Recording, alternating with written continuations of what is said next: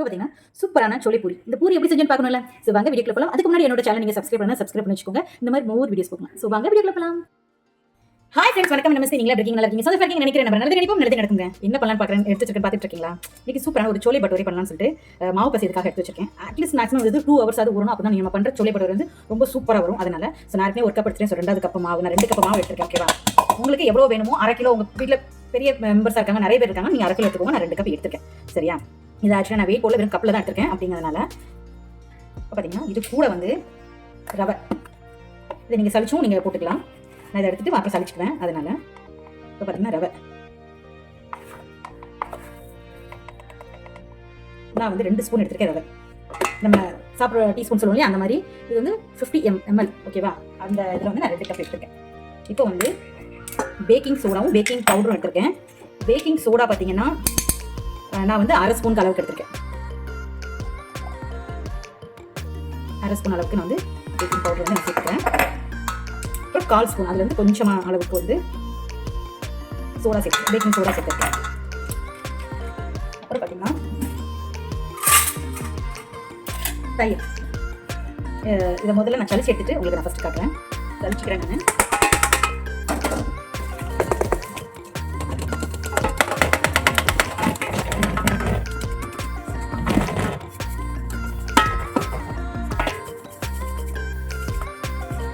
நான் வந்து ரொம்ப பொடி ஜாலியாக போட்டிருக்கிறதுனால இது மட்டும் அப்படியே எனக்கு இதாகிடுச்சு. இதை மட்டும் நான் கூட எடுத்துக்கிறேன். போட்டு இந்த பேக்கிங் சோடா இந்த மாதிரி தான் இருக்குது, எந்த இதுவும் இல்லை. ஸோ நான் ரவையும் உள்ள கொட்டிடுவேன். இப்போ இதோடு சேர்த்து நம்ம மிக்ஸ் பண்ணி நல்லா பிசைய போகிறோம். அப்புறம் உப்பு நான் வந்து ஒரு 1/2 ஸ்பூன் அளவுக்கு வந்து உப்பு போட்டுக்கிறேன்.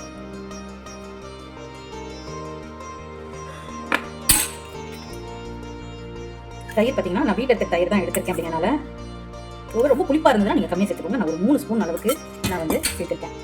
இது கூடவே நம்ம சாப்பிட்ற ஸ்பூன் இருக்கும் இல்லையா, அதுக்கு வந்து நான் 2 ஸ்பூன் வந்து கடலெண்ணெய் சேர்த்துருக்கேன். நீங்கள் வேறு எது என்ன வேணாலும் உங்கள்கிட்ட இருந்துச்சுன்னா நீங்கள் இதை சேர்த்துக்கோங்க. இதை ஃபஸ்ட்டு வந்து நல்லா பிசைஞ்சு விடணும். அதுதான் இதோட வேலைகள். ஃபஸ்ட்டு இதை எல்லாத்தையும் ஒன்றா சேர்த்து எல்லாத்தையும் பிசைஞ்சு விட்டுட்டு அதுக்கப்புறம் தான் இதை வந்து நம்ம என்ன செய்ய போகிறோம், தண்ணி விட்டு பிசைய போகிறேன். அதனால் வாசனையே இல்லாத எண்ணெயை தான் சேர்க்க சொல்லுவேன் ஃபஸ்ட்டு.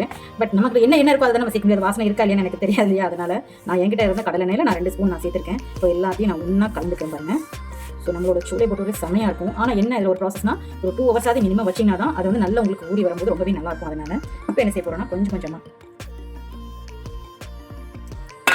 தண்ணி விட்டு அதை செய்கிறேன் பாருங்கள். மைதா வந்து ரொம்ப நீங்கள் தண்ணி விட்டீங்கனாலே சீக்கிரத்தில் இதாகிடும். அதனால தான் நான் வந்து கம்மியாக தண்ணி விட்டு பிசைறது. ஏன்னா ரொம்ப தண்ணியாகிடுச்சுன்னா திரும்ப மாவு போடுற மாதிரி இருக்கும். ரொம்ப குலைவாக பிசையணும்னு சொல்லுவாங்களே, அந்த மாதிரி பிசைஞ்சு வச்சிடணும். ஏன்னா நம்ம வந்து ரவை சேர்த்துருக்கோம். எதுக்காக உங்களை நான் சலிக்க சொல்கிறேன்னா, ஒருவேளை நான் போட்டதில் எதுவும் வண்டி இருந்துருக்கக்கூடாது இல்லையா. அதனாலேயும் ஒன்று நம்மளோட மைதா வந்து நமக்கு வந்து கொஞ்சம் சலிக்கும் போது ரொம்பவே நல்லாயிருக்கும். அதனால் பாருங்கள், நான் தண்ணி விட்டு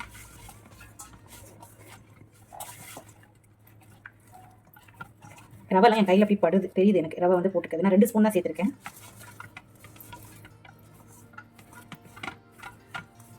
பாருங்கள் நல்லா பிசைஞ்சிருக்கு. பட் இன்னும் கொஞ்சம் தண்ணி விட்டுக்கிறேன். நான் ஒரு ஸ்பூன் அளவு சொல்லுவாங்க, அந்த மாதிரி தண்ணி விட்டு இதை பிசைஞ்சு ஒரு 2 மணி நேரம் நான் ஊற வைக்க போகிறேன். அப்படின்னா தான் நம்ம வந்து அடுத்து நம்மளோட சோளா பூரி பண்ணுறதுக்கு ரொம்பவே நல்லாயிருக்கும். அதனால் நீங்கள் இப்போ இருக்கிறதுக்கும் அப்புறம் இருக்கிறதுக்கும் நீங்கள் வித்தியாசம் பார்த்தீங்கனாலே உங்களுக்கு தெரியும். இப்போ பாருங்கள், நம்ம எல்லோரும் ஒன்றா மிக்ஸ் பண்ணி ஒன்றா எடுத்துட்டு வந்துட்டேன். இப்போ இதை மூடி ஒரு 2 hours ரெஸ்ட்டுக்கு விட போகிறேன். ரெஸ்ட்டுக்கு விட்டதுக்கப்புறம் உங்களுக்கு நான் காட்டுறேன். இப்போ பார்த்தீங்கன்னா நம்மளோட மாவு பாருங்கள், பிசைஞ்சு வச்சது எவ்வளோ சூப்பராக வந்திருக்குன்னு பாருங்கள். இப்போ பாருங்கள், இவ்வளோ மாவு பார்த்தீங்கன்னா எவ்வளோ சாஃப்டாக சூப்பராக இது அழகாக வந்திருக்கு. நான் இதில் எதுவுமே நல்ல எக்ஸ்ட்ரா நம்ம வந்து லைட்டாக மாவு பசி போகிறோம். இப்போ நான் நினைச்ச போகிறோம், இதில் கொஞ்சம் எண்ணெய் விட்டு போகிறேன். ஒரு 2 ஸ்பூன் அளவுக்கு நான் வந்து எண்ணெய் விட்டுக்கிறேன்.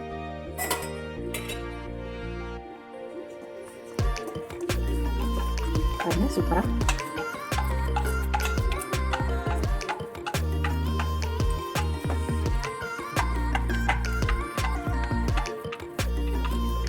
நம்ம தண்ணி வந்து கொஞ்சம் வச்சு நம்ம யாருக்கிட்ட நல்ல கொலக்கொலன்னு சொல்லுவோம், அந்த மாதிரி பதத்தில் தான் நான் வந்து வச்சுருந்தேன். இப்போ பாருங்கள் சூப்பராக நம்மளோட மாவு ரெடி ஆயிடுச்சு. இப்போ நான் வந்து உருண்டை பிடிச்சி போட்டுக்கிறேன். உங்களுக்கு எந்த அளவுக்கு வேணுமோ நீங்கள் உருட்டி எடுத்துக்கிறது, நீங்கள் எந்த அளவுக்கு நீங்கள் உருட்டி எடுத்துக்கோங்க. சின்னதாக போகணும்னு நினச்சாலும் சின்னதாக போடுங்க, ஏன்னா வீட்டில் தானே இருக்கும். அதனால் பெருசாக போகணும்னு நினச்சாலும் பெருசாக போட்டு எடுத்துக்கோங்க. பாருங்கள் ஒரு 7 பீஸுக்கு வந்து நான் வந்து போட்டு எடுத்துருக்கேன். இதில் வந்து என்ன செய்ய போகிறேன்னா, நான் தண்ணி விடலைங்க, சாரி மீன்ஸ் மாவு விடலை. மாவு இல்லாமல் நான் என்ன செய்ய போகிறேன்னா அதை ஊட்ட போகிறேன்.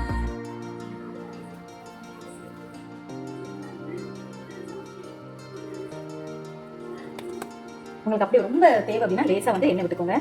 நீங்கள் எந்த இதில் வந்து நீங்கள் ஊட்ட போகிறீங்களோ அதில் நான் கொஞ்சம் வந்து எண்ணெய் விட்டுருக்கேன். இப்போ பாருங்கள். அதுக்கு முன்னாடி எண்ணெய் வந்து நல்ல சூடாக இருக்கணும். அப்போ தான் உங்களுக்கு நீங்கள் பண்ணுற அந்த பட்டோரை வந்து சரியாக வரும். அதனால் பாருங்கள்,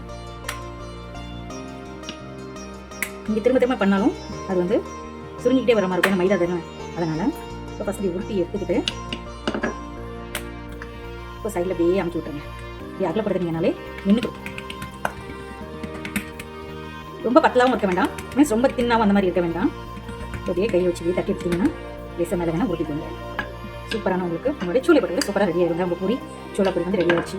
நான் வந்து ஆல்ரெடி வந்து எண்ணெய் வந்து நான் காய வச்சு வச்சிருக்கேன். ஸோ எப்படி வந்திருக்குன்னு சொல்லுங்கள். நல்ல சூடாக இருக்க எண்ணெயில் போட்டால் தான் நல்லாயிருக்கும். அதனால் ஸோ வாங்க பார்க்கலாம். சூடாச்சானா நான் சின்ன ஒரு பாருங்க போட்ட உடனே வந்து சூப்பராக வந்துச்சுக்கோங்க.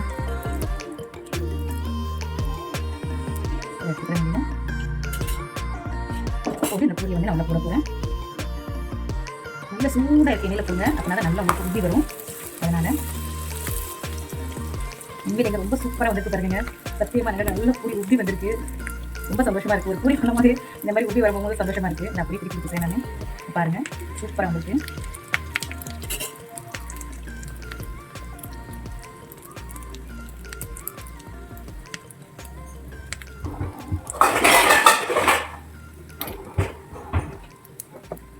இங்கே காட்டுறதுக்காக நான் அப்படியே வச்சுருக்கேன். நான் டிஷ்யூ பேப்பர் போட்டு எடுத்துறேன். சூப்பராக வந்துச்சு பாருங்க நம்மளோட பூரி. சில எடுத்துடுறேன். அடுத்த ஒன்று போட்டு உங்களுக்கு காட்டுறேன். பாருங்க, நான் அடுத்த பூரி உள்ள போட்டுட்டேன். சூப்பராக வந்துருச்சுங்க உப்பி.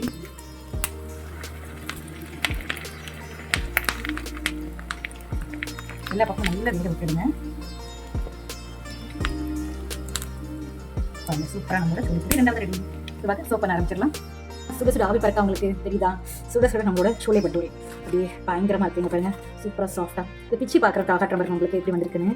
அந்த உள்ள வந்து அந்த ஸ்ட்ரக்சர் வரணும் தான் இருக்கலாம். இந்த மாதிரி வரணும். இதெல்லாம் வந்தால் தான் நம்ம பண்ண பூரி வந்து கரெக்டாக இருக்கும் அப்படின்ட்டு. ஸோ செம்மையாக இருக்கும். சாப்பிடும் போதும் அவ்வளோ டேஸ்ட்டியாக இருக்கும் இந்த சோளை பட்டோரை சாப்பிடும் போதும். ஸோ நீங்கள் கண்டிப்பாக இந்த மாதிரி ஒரு பூரி நீங்கள் வீட்டில் ட்ரை பண்ணி பார்த்துட்டு உங்களுக்கு இது எப்படி வந்து சொல்லி எனக்கு கமெண்ட் சொல்லுங்கள். இந்த வீடியோ பிடிச்சிட்டு லைக் பண்ணுங்க, கமெண்ட் பண்ணுங்க, ஷேர் பண்ணுங்க, சப்ஸ்கிரைப் பண்ணுங்க. தேங்க்யூ ஃபார் வாட்சிங். Bye friends.